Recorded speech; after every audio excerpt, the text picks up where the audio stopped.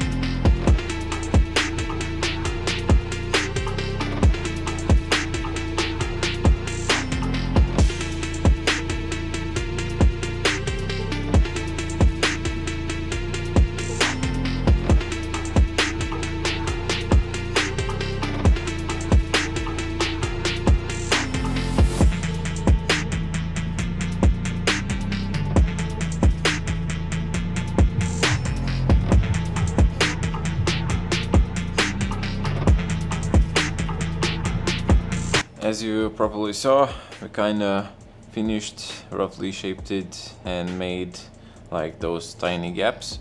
The only gaps that I haven't yet made, and I think I'm gonna make it only when either first or we're just gonna take everything off, is by the rear arch over there, like on the rear arch between the door panel and the rear arch and the side skirt.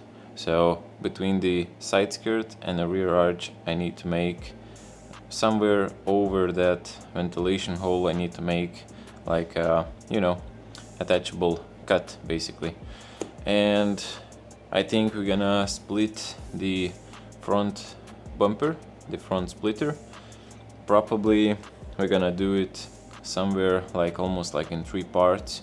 So the middle part we're gonna leave it basically like a horn, and those parts that from the side we're just gonna pre-cut, and then it's gonna be like quarters, and the middle part of we're gonna call it the horns.